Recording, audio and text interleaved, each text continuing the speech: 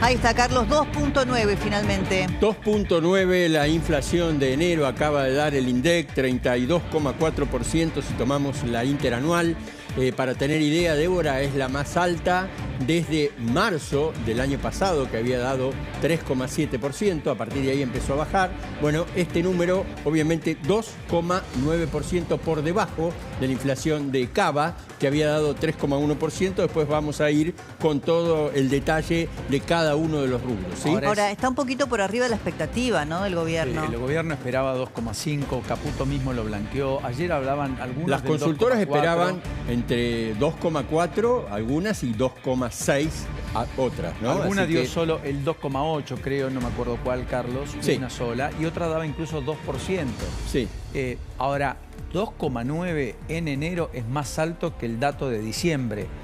2,9 escribe una escalerita en ascenso a partir del mes de abril, mayo particularmente, a partir de mayo, que toca un piso, que es lo que vemos.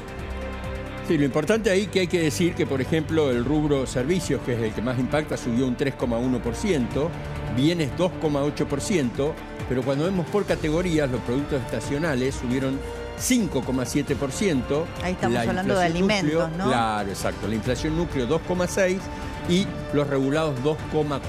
Claro, pasa que los regulados todavía no tienen el impacto de los aumentos que están en curso, digamos. En febrero, a partir de febrero. Claro. Y los estacionales que jugaron en contra en enero habían jugado a favor otros meses. Por lo tanto, como la palabra lo dice, son productos que tienen alta estacionalidad o altas variaciones positivas o también algunas variaciones negativas. La inflación núcleo en el 2,6% es una inflación que está corriendo arriba del 30% anual. Ahora, fíjate qué paradoja, ¿no? Así como nos llamaba la atención cuando fue en el contexto preelectoral el salto devaluatorio del dólar y decíamos cómo eso nos había trasladado a precios, incluso me acuerdo un título de La Nación que decía el porcentaje de aumento del dólar en relación al porcentaje de inflación, y era inédito en la Argentina que nos hubiera trasladado.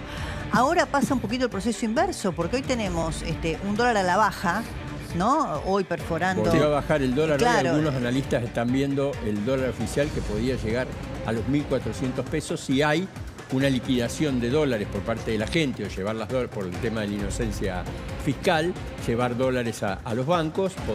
Algunos analistas están viendo ya un valor de dólar entre 1.400, no perforando ese valor, pero sí en los 1.400. Lo importante de los índices de precios, y viéndolos por acá, es el rubro alimentos y bebidas. ¿Cuánto dio? Porque da un aumento del 4,7%. La mayoría de los economistas no calculaba este aumento o sea general. Que este aumento de alimentos del 4,7%. Alimentos, primero le pega de lleno a la línea de flotación de la pobreza, porque la canasta de pobreza se mide por alimentos y bebidas, porque el pobre gasta primero y fundamentalmente la mayoría de lo que consume en alimentos y bebidas.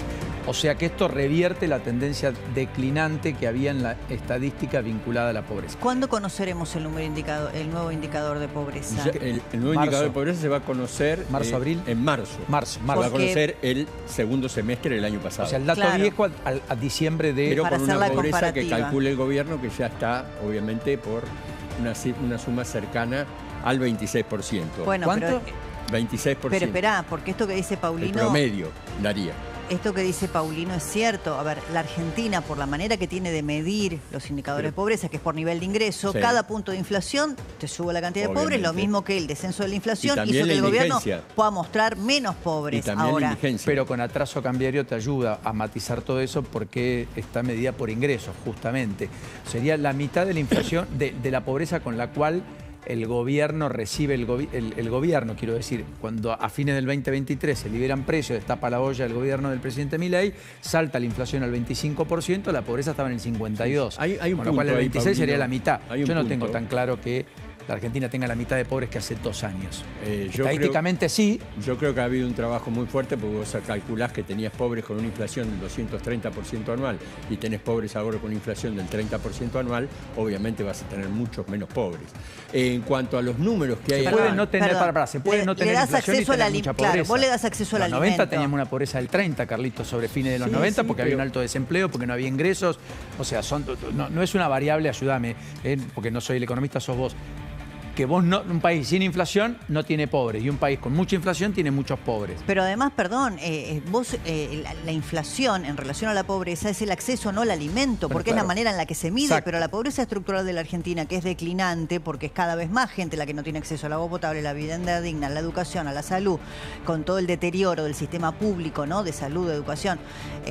Eso no cambia. No, y están por salir no ahora la este gobierno, naturalmente. No, en 2 años, por supuesto que está no. por salir la canasta básica también, me informan, ya está por canasta salir. Básica de alimentos y bebidas, lo que mide, digamos, para medir la pobreza y para medir la indigencia, que en los últimos meses siempre estuvo subiendo por debajo del índice de inflación. Ahora, esta suba de alimentos y bebidas por sobre el 4, dijiste, ¿no, Carlos? 4,7. Sí, no estaba en el calculada, radar, porque viste que la mayoría de los economistas no tenía. Había un poco de microclima, uno creía que era microclima, evidentemente no lo era, no sé, nosotros mismos en los medios de comunicación, cuando iban a hablar con la gente en la calle, cuando ibas a ver lo que pasaba en el mercado del barrio, en la feria. Y había como un reclamo de las personas de decir, no, bueno, está aumentando, bueno, ¿cómo que no hay inflación? Bueno, yo con la misma plata ahora compré menos. Y había esto, pero no estaba registrado o estaba subregistrado por las consultoras.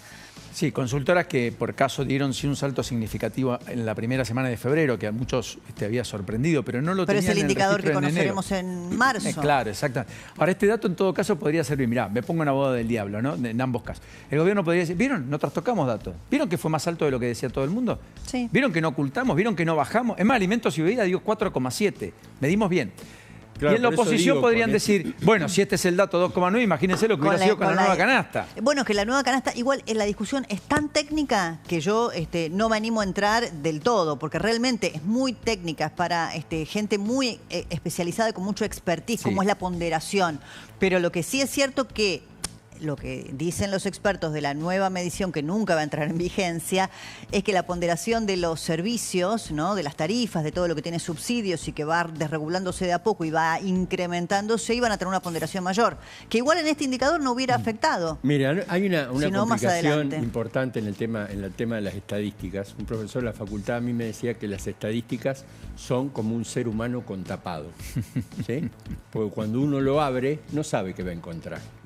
Básicamente esa es la explicación. Uno puede explicar o para arriba o para abajo, de alguna manera manejando las estadísticas. Ahora, este número de enero, de 2,9%, evidentemente es un número que estacionalmente los eneros por lo general son altos, porque viene todo el tema de vacaciones, además de diciembre también, pero este enero más en particular. Y 2,9% yo diría que es un número que obviamente me parece que hoy lo deja satisfecho al gobierno porque no superó el 3, que era el mayor temor que tenía el gobierno, superar ese 3, pero está de alguna manera muy lejos de aquel número de, repetimos que en abril, el año pasado en marzo había dado 3,7 y abril bajó a 1,5, está muy lejos de ese. Podemos poner ese gráfico que habíamos puesto al comienzo, perdón. El desagregado, podemos ver de los rubros. Más que el desagregado, el acumulado de la escalerita mes a mes. Claro. Va a ser difícil para el gobierno explicar, ¿está bajando la inflación? Cuando hace sistemáticamente 7 meses u 8, que todos los meses tiende a subir. Siempre es un número mayor al del mes anterior. No sé si tenemos la escalerita. No, a ver, si vos tomás anualmente, es la primera vez que cuando uno toma enero contra enero, los 12 meses, sí, está por encima de lo que fue diciembre contra diciembre. Sí. O sea, enero contra enero te da 32,4 y diciembre contra diciembre te dio 31,5. Esa escalerita que venía bajando desde febrero del año pasado, en la interanual, 66,9 interanual, hoy la tenés prácticamente menos de la mitad. Está bien, pero si vos mirás el mes a mes... El gobierno, está bien, pero el gobierno te decía que había que mirar el mes a mes. Después te decía que había que mirar la inflación núcleo. Ahora parece que la inflación núcleo no es tan importante. Después te decía que iba a confluir, iba a salir del cepo cuando el crawling peg diera igual que la inflación al 1 y cuando dio 3,7 en marzo, ese mismo viernes anunció la salida del cepo para las personas. Lo que quiero decir es 1,5 en mayo, o 1,5, 1,6 en mayo, de a partir de allí empezó una escalerita que hoy te pone el dato de inflación mensual en el doble de aquel piso. Cierro con esto. La inflación sube 2,9 en enero y el dólar baja 3% en enero. Bueno, ahí están algo bastante difícil de explicar. Ese es un gran punto, Carlitos. Las anomalías de la Argentina, por lo menos desde el tiempo histórico más reciente. Gracias, Paulino. Enorme placer, como siempre. Igualmente, bueno. Buena tarde. Gracias. Ya volvemos a Santa Fe porque sigue la atención allí.